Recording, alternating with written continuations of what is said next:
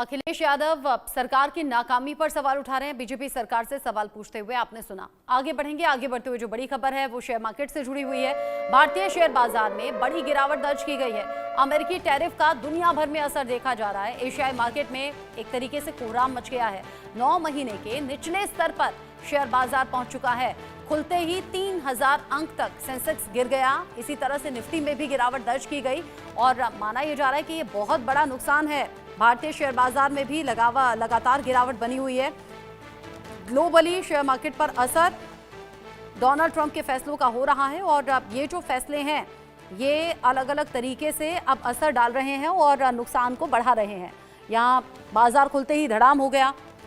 एक तरीके से कह सकते हैं ट्रंप टैरिफ की मार देखने को मिली है। सेंसेक्स 3000 अंक तक लुढ़का है और निफ्टी 1000 अंक गिरा है। ऐसे में शेयर मार्केट लगातार नुकसान में लोगों को डाल रहा है और जो इन्वेस्टर्स हैं, खासतौर से जो शॉर्ट टाइम के लिए इन्वेस्ट करते हैं, उनके लिए बड़ी परेशानी खड़ी हो गई है और उन्हें समझ में नहीं आ रहा कि करें तो करें क्या। हालांकि कई बार एक्सपर्ट्स ये कहते हैं कि लॉन्ग टाइम के लिए इन्वेस्ट करके छोड़ दीजिए, आगे आपको रिटर्न जरूर मिलेगा। लेकिन अभी फिलहाल 9 महीने के निचले स्तर पर शेयर बाजार है। हमारे देश की अर्थव्यवस्था विश्व में सबसे तेजी से बढ़ती हुई इकोनॉमी है।